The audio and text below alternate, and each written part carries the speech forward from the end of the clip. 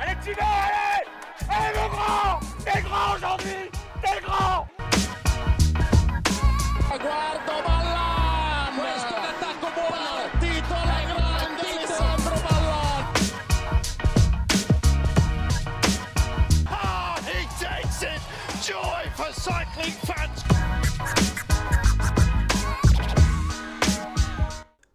Bonjour à tous, c'est Lucas et bienvenue pour le 5e épisode du Débrief by Dossard 13. Je suis toujours très bien accompagné, comment tu vas mon cher Guillaume ? Ah, c'est super, ça va super bien, merci. On vient de vivre une très belle étape sur le Tour des Pays Basques. Petite victoire de Gaudion, on y reviendra dessus après, mais ça fait vraiment très plaisir. Donc, je pense que tu en es aussi très content. Ah oui, pour le coup c'était vraiment une belle semaine de vélo, hein. Avec le tour, en plus le Tour du Pays Basque, ça, en vrai pour moi ça déçoit jamais, Ouais. déjà pour son spectacle et aussi par les paysages de la course, mais surtout ça fait plaisir de revoir du monde sur le bord de la route, hein. Ah, les fameux Basques, les fameuses couleurs orange. Ouais, parce qu'en plus là, du coup, on sortait des classiques flandriennes où personne n'avait le droit de sortir en Belgique à cause du confinement. Mais là, les Basques ont vraiment mis le feu dans les montées, aussi bien sur le vélo que niveau des spectateurs. Ouais, c'est vrai. Donc c'était vraiment sympa à suivre. C'est vrai, c'est vrai. Ouais, c'était vraiment cool et franchement, une très belle semaine de vélo. Je te propose qu'on rentre sans plus tarder, enfin dans les news en bref. Malheureusement, on va parler encore de dopage parce que j'ai l'impression qu'on en parle régulièrement quand même dans chaque débrief. Avec la suspension de Matteo De Bonis de la formation Vinizabou pour usage d'EPO, il a effectué seulement 4 courses chez les pros. Je crois qu'il doit avoir 24 ou 25 ans. Il n'a jamais eu de résultat ni chez les pros ni chez les amateurs. Et des méthodes d'un autre temps pour un corps qui n'a pas sa place dans le milieu pro et bon débarras. Ça dégage. Ensuite, la Declan Quick-Step blinde la plus grosse pépite de ces dernières années, je pense, Remco Evenepoel, jusqu'en 2026, dont un des plus gros contrats du peloton. On va dire quand même un peu étonnant de le prolonger quand même jusqu'en 2026, parce qu'on sait qu'il ne s'est toujours pas remis de sa chute. Donc vraiment, on va dire c'est quand même un risque pris par l'équipe de Patrick Lefebvre, surtout qu'on sait qu'ils ne roulent pas sur l'or. Ils ont souvent du mal à boucler leur budget de fin d'année. Et là, vraiment sécuriser, je pense, leurs coureurs, je pense qu'ils ont dû sortir quand même un petit pactole. Donc c'est quand même un risque qu'ils ont pris, hein, parce qu'on ne sait pas s'il va revenir à son meilleur niveau, hein. Perso, j'ai envie d'y croire. Ouais, après, s'ils prennent vraiment le temps de bien le guérir, on va dire, je pense que ça sera un bon coup, mais on verra. Et enfin, la dernière news, Romain Sicard est contraint malheureusement de mettre fin à sa carrière à 33 ans dû à des problèmes cardiaques. On se souvient très bien de lui pour son titre au Mondiaux Espoir et après une carrière un peu plus au service de ses leaders dans les équipes françaises. Mais c'est assez triste. Bon, il a quand même eu le temps d'avoir une belle carrière. Il a beaucoup voyagé, il a couru dans de belles équipes quand même, donc mais un petit pincement au cœur de finir sa carrière comme ça quand même. Je te propose qu'on passe directement à la deuxième partie de ce débrief. Je te propose qu'on commence par le Tour du Pays Basque. On débute directement par un chrono initial avec deux belles bosses, une au départ, une à l'arrivée. Et Paris gagnant pour Roglic qui est parti, je crois, dans les premières positions. Oui, il était même pas passé à la télé.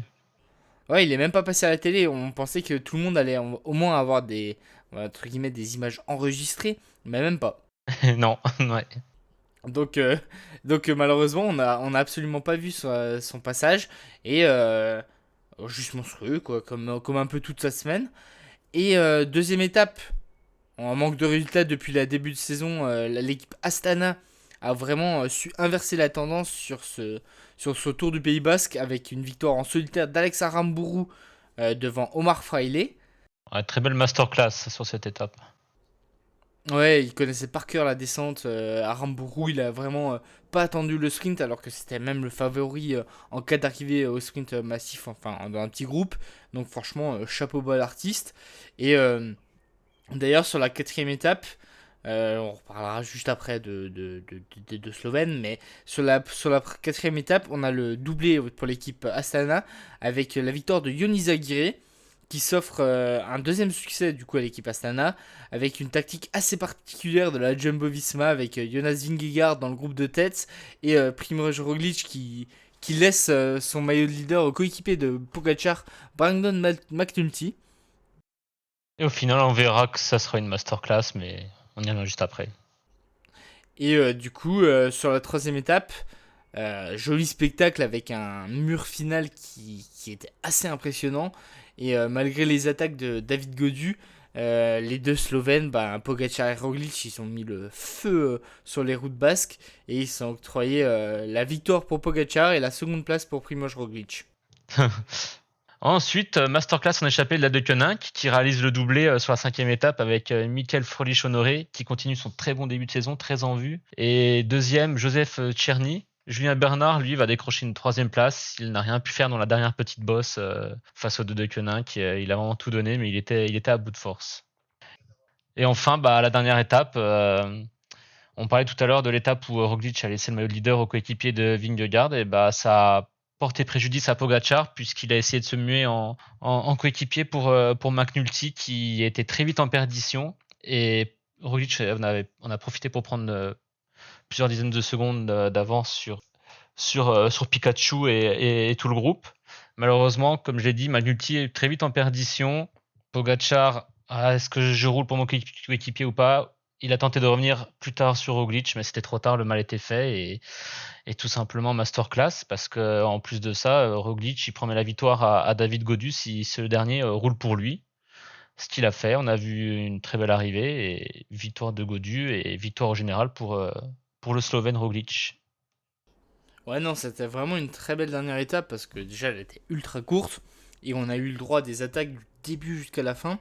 Et franchement, juste une étape passionnante à regarder avec un David Gaudu qui montre encore une fois qu'il est l'homme de la situation du côté de la Groupama FDJ en l'absence de Thibaut Pinot. Et vraiment, il assure vraiment ce rôle de leader. Hein. Oui, il était très fort. Hein. On parle pas non plus d'une petite course où il y avait les copains du quartier. Hein. On parle d'une course où il y avait Roglic, Pogačar, Valverde, Yates, vraiment le gratin du vélo. Quoi. Enfin, quasiment tous les leaders étaient là. Et on a eu le droit à un David Gaudu juste impérial. Hein.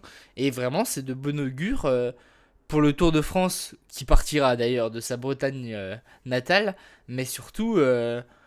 Pourquoi pas le voir peut-être sur un podium, après ça reste très utopique, on n'en est pas encore là, mais déjà moi j'attends de le voir, on en reparlera après, mais j'attends de le voir sur les classiques ardennaises, parce qu'il a montré cette semaine qu'il était monstrueux dans les petites côtes, dans les murs, donc je me dis pourquoi pas, ça peut être une belle surprise sur une petite flèche wallonne ou sur Liège-Bastogne-Liège. C'est vrai.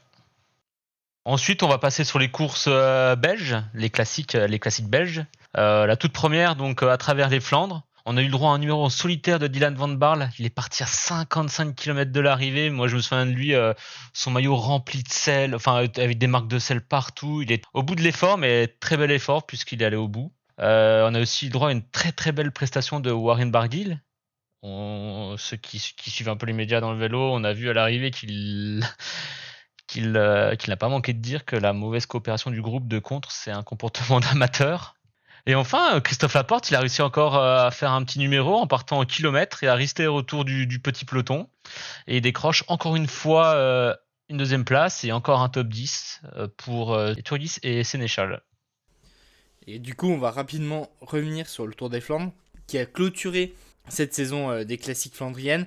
Parce qu'on vous le rappelle, le Paris-Roubaix n'a tout simplement pas eu lieu. Donc le Tour des Flandres, c'était un peu la dernière course sur les pavés. Lors de ce dernier round, on a eu une course qui a été marquée quand même par les nombreuses chutes, des disqualifications et du spectacle sur le vélo. Et pour ceux qui s'en souviennent, dès le début de l'épreuve, on a eu le droit à une double disqualification de Otto Vergaerde et Fedorov, qui sont faillis se battre l'un contre l'autre pour des infantilités. On était là en mode mais pourquoi ils font ça, c'est débile. Et on a eu le droit aussi à une autre débilité, cette fois-ci celle de l'UCI, avec la disqualification de Michael Schär de l'AG2R Citroën, qui a jeté son bidon à des spectateurs. Il s'en est rendu compte une fraction de seconde trop tard et il s'est vu disqualifié. Ouais. Ouais, C'est triste. Ouais, et ça a entraîné ça a entraîné une sorte de petit mouvement sur les réseaux sociaux. Je veux dire, tous les cyclistes ont ouvert leur bouche. Parce que c'est vrai que dans le cyclisme, qui n'a jamais été enfant et n'a jamais été voir le Tour et voulait absolument récupérer un bidon d'un coureur pro, on veut pas que cette image disparaisse. Donc, je suis d'accord que pour les coureurs qui jettent dans la nature, on gueule, on leur met une amende ou quoi que ce soit, on les met hors course. Mais là, franchement, il y a aucun problème niveau écologique. Donc, hors course pour ça, c'est dur. Je suis tout à fait d'accord avec toi. Et du coup, pour revenir sur, on va dire, sur la partie vélo pure et dure, on a eu le droit à la victoire de Kasper Asgreen, qui a toujours été, on va dire, second couteau du Wolfpack, qui va décrocher son premier monument à seulement 26 ans, en dominant à surprise le favori Mathieu Van Der Poel au sprint, un sprint à 2 après 250 km de l'arrivée, et ça réserve toujours des surprises, hein, comme son compatriote l'avait fait sur les mondiaux, Mats Pedersen. Vraiment un joli sprint, mais on en reviendra plus en détail plus tard. Parce que je crois bien que tu l'as choisi pour ta perf de la semaine. Oh oui, parce que c'est pas forcément l'homme qu'on attendait, mais on en parlera après. Et du coup, très belle performance aussi des Français. Anthony Turgis, Julien Alaphilippe, Christophe Laporte et Florent Sénéchal, ils se sont montrés être le gratin enfin, ils se sont montrés être comme les meilleurs coureurs quasiment sur les courses pavées de ce peloton. Hein. Et franchement, la progression de ceux-là, ça fait vraiment très plaisir à voir. Oui, et je le rappelle encore une fois, mais Anthony Turgis, son contrat se termine, il me semble, du coup à la fin de l'année, donc il va falloir garder un œil. Maintenant que les classiques belges sont finis, il va falloir garder un œil sur les rumeurs à partir de cet été, parce que ça va être potentiellement le gros coup. On pense à AG2R par exemple, moi je dis ça comme ça, il n'y a aucune rumeur, mais c'est juste que je pensais par exemple à AG2R qui tourne son effectif vers les classiques. Ok, ils ont Greg Van Avermaet, ok, ils ont Oliver Nassen, mais c'est des coureurs aussi un peu vieillissants. Ils vont pas faire 8 ans encore. Et Anthony Turgis, c'est un peu peut-être l'avenir du côté français. Bah d'ailleurs, en parlant de Greg Van Avermaet, il a fait podium d'ailleurs sur le Tour des Flandres, mais ça reste, on va dire, assez faible compte tenu de l'investissement effectué durant l'intersaison. Donc à voir. Oui, voilà, ça sauve. Et pour clôturer, on va dire, ce point sur le Tour des Flandres, on a vu un Wout van Aert qui a montré ses limites. On s'y attendait pas, mais le Belge a des limites. Donc on pensait vraiment qu'il allait jouer la victoire et au final, vraiment dans le dur, hein, il a sauté à la pédale. On passe maintenant au Pro Tour, parce qu'il y a quand même eu quelques courses, avec d'ailleurs une course en Belgique, le Grand Prix de l'Escaut, une des épreuves phares pour les sprinters. Et d'ailleurs, ça n'a pas dérogé à sa tradition. Malgré les bordures arrivées à plus de 100 km de l'arrivée, les meilleurs sprinters étaient devant. D'ailleurs, on a eu le droit à encore une masterclass de la De Koninck, mais cette fois-ci, pas forcément victorieuse. On les a vus avec 5 coureurs à l'avant et un gros travail de Florent Sénéchal. Ils avaient Sam Bennett et Mark Cavendish. Ils font 2 et 3 derrière un Jasper Philipsen fascinant, juste beaucoup trop fort au sprint. Et d'ailleurs, on note aussi la 5ème place de Clément Russo. Tout à fait, oui. Et enfin, on va aller un peu plus au soleil, on va aller en Espagne, le GP Miguel Indurain. Et Papy Valverde renoue avec le succès et il poursuit sa préparation vers les Ardennaises de la meilleure des façons. Lui qui avait connu une saison compliquée l'an dernier, qui a prolongé son contrat d'1 an pour pas partir sur une année blanche à cause du Covid. Il revient très bien et il gagne avec une équipe Movistar un peu surprenante dans le sens où elle a pris la responsabilité de la course à 80 km de l'arrivée et pour ce coup-ci ça a payé. Et il a manœuvré à la perfection pour devancer le duo d'Astana Lutsenko et Luis Leon Sanchez. Et on peut noter la belle perf de Ligesberg qui va terminer 5ème. Donc oui, du coup, le Grand Prix Miguel Indurain, c'était juste avant le Tour du Pays Basque. Et ça montre encore une fois que Papy Valverde va être monstrueux sur les Ardennaises. Ouais, à surveiller. Il a toujours sa belle petite pointe de vitesse, on le connaît donc. Et puis oui, il a montré tout simplement qu'il était en forme, hein.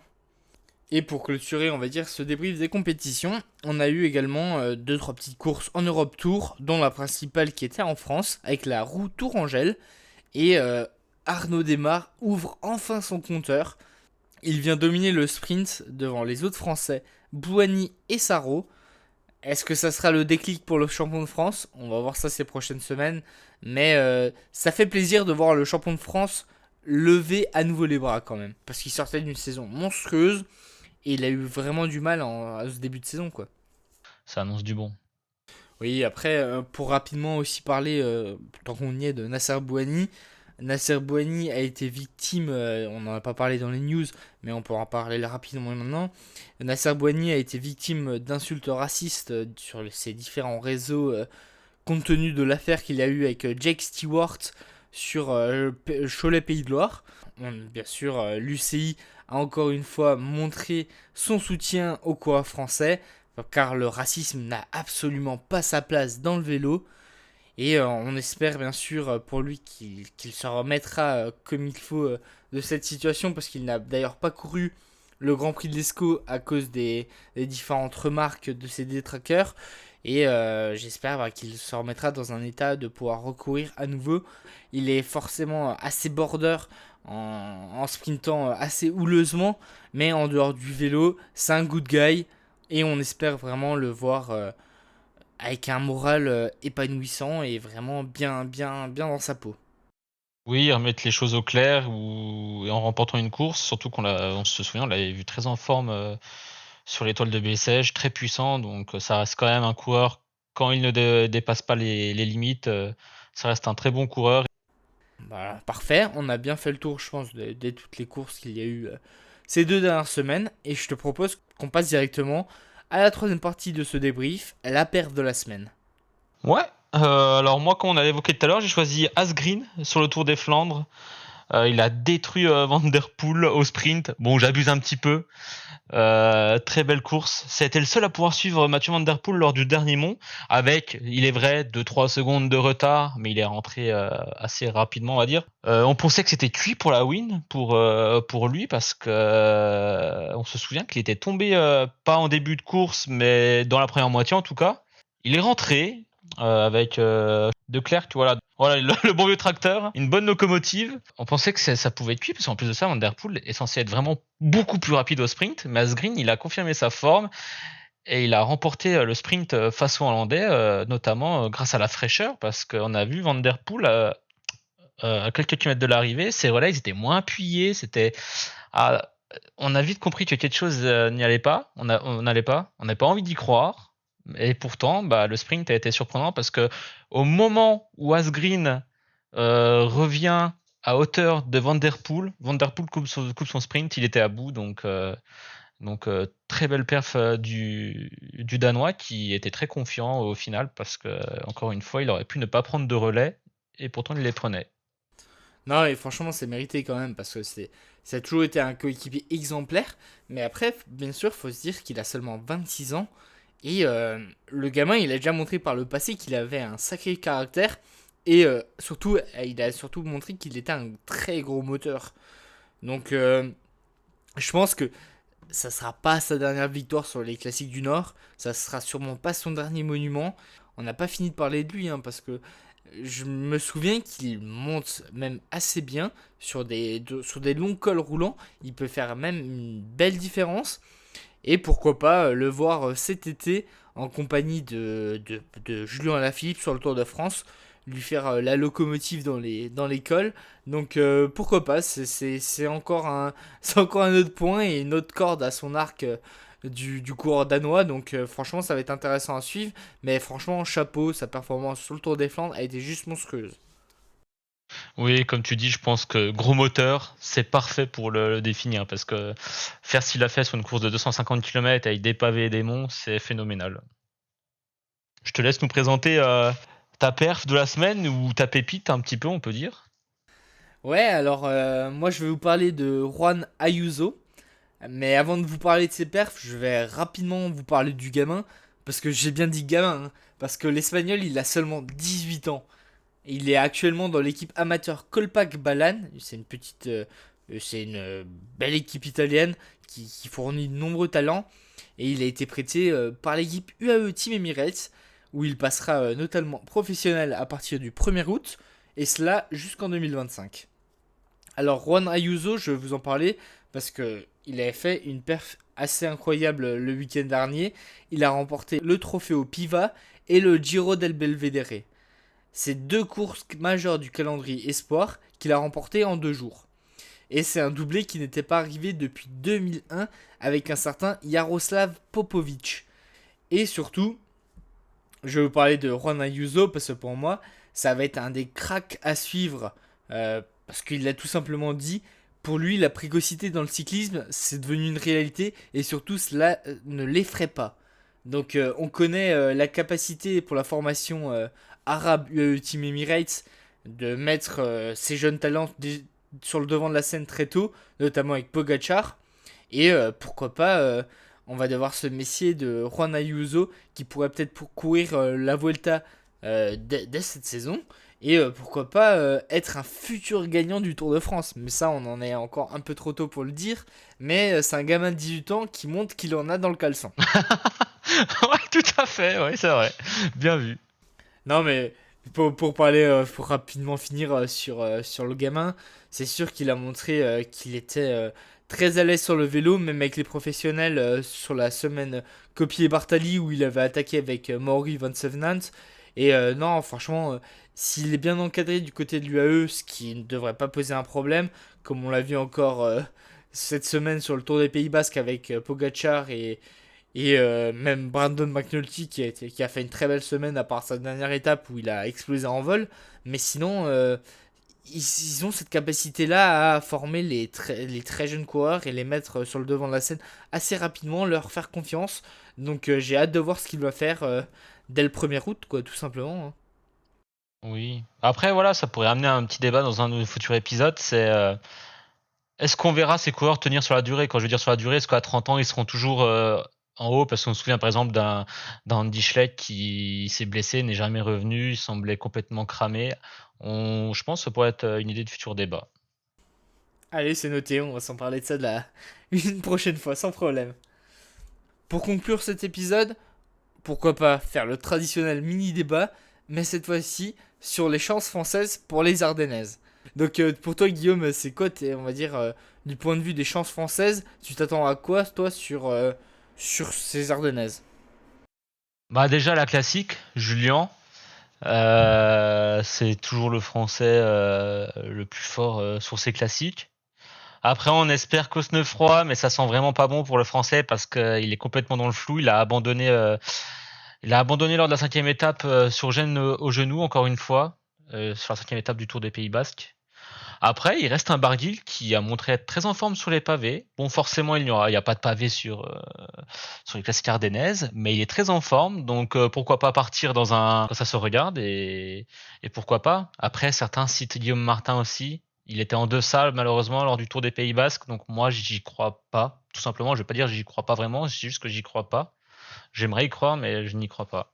Pareil pour Guillaume Martin, j'y crois pas vraiment, il a pas l'air en forme. Mais c'est pas tout. Parce que pour moi, il y a quand même des autres Français à surveiller. Pourquoi pas, chez AG2R, je verrais bien un petit Aurélien Paré-Peintre. Il a montré en ce début de saison sur la Marseillaise qu'il avait une belle pointe de vitesse. Il a montré sur le Pays Basque qu'il était quand même assez en forme. Donc pourquoi pas, ça peut être une surprise, quoi. Même si j'ai quelques doutes sur AG2R, ça reste une belle équipe.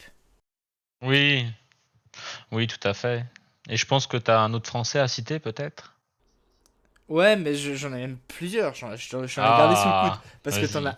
t'en as pas parlé, c'est la Groupama FDJ. Oui, voilà, c'est vrai. J'y ai pensé après et je me suis dit que je vais pas te le piquer, je te le laisse parce que c'est toi qui y as pensé avant moi, donc... Ils auront la double carte Godu-Madouas. Et surtout Godu, bien entendu, même si Madouas a fait encore un très joli tour des Flandres. Godu, il a montré qu'il était très en forme. Les bosses courtes, ça lui convient parfaitement. Et je pense tout simplement que ça peut être une belle surprise. Aussi bien, je le verrais plus du côté de Liège. Après, la flèche, c'est un radar. Il peut créer la surprise, c'est du lactique. Il a l'air en forme, donc pourquoi pas faire le doublé, hein, j'ai envie de te dire. Mais c'est vrai que Godu, depuis cette saison particulièrement, je trouve que quand il se dresse sur les pédales, il me semble plus puissant. Donc ouais, une belle attaque, peut-être à prévoir. Je sais plus c'était dans quel épisode qu'on en avait parlé, mais Godu de plus en plus ressemble à Alberto Contador, hein. Je suis désolé, hein, mais Ah, sur le vélo, oui, bien vu. dans le, dans le style, enfin, j'espère qu'il aura la même carrière que lui, hein, mais sur le vélo, il a vraiment cette giclette et ce style en danseuse, hein. Et du coup, pour rapidement conclure sur les chansons 16, on n'en a pas parlé également, mais Romain Bardet, hein. Romain Bardet, ça reste une valeur sûre, hein. Oui, c'est vrai. Petit point d'interrogation, mais c'est vrai. Ouais, je suis d'accord. Hein, on est dans le flou, quoi. Moins dans le flou qu'un certain Cosnefroy, comme j'ai pu le dire tout à l'heure, mais effectivement, ça peut être une belle carte pour de la team DSM. Non, mais c'est sûr que pour récapituler, on a Alaphilippe, Cosnefroy pareil peintre, Godu, Madouas, Guillaume Martin entre parenthèses, Bardet, Barguil et pourquoi pas même un Elie Gesbert. Mais en tout cas, on a des Français qui vont perfer. Encore une fois, on va les voir sur le devant de la scène et j'espère au moins voir un Français gagner une, deux, trois épreuves. On va dire ça, au moins une. Oui. Et on souhaite surtout à Julien Lafilippe de corriger le tir, on va dire, et de remporter Liège-Bastogne-Liège, la dernière classique ardennaise qui lui manque. Pour clôturer l'épisode, comme d'habitude, les courses à venir. Jusqu'au prochain épisode qui aura lieu le 26 avril, nous aurons le Tour de Turquie avec le retour de Fabio Jacobsen à la compétition après sa terrible chute sur le Tour de Pologne l'an dernier. La première étape a déjà été annulée à cause de la neige, parce que le temps ne veut pas nous laisser tranquilles, espérons que les coureurs puissent courir. On aura également le Tour de la Communauté de Valence, la Flèche Brabançonne, bien sûr les Ardennaises avec l'Amstel, la Flèche et Liège-Bastogne-Liège, mais on aura aussi le Tour des Alpes dans le Trentin en Italie, avec un joli plateau à venir. Et en France, nous aurons Paris-Mantes. À voir si c'est maintenu à cause du Covid, on verra ça. Et si vous l'avez manqué, on vous conseille d'écouter notre nouveau podcast sur En balade avec Théo Delacroix, le dernier. Donc si vous l'avez manqué, n'hésitez pas à l'écouter en plusieurs fois. C'est vrai que ça peut être un peu long, mais vraiment, on a une discussion très intéressante avec Théo. Et On espère avoir été assez complet. N'hésitez pas à nous laisser un commentaire ou lâcher un pouce bleu pour promouvoir le podcast. C'est tout pour Dossard 13. Ciao ciao. ciao!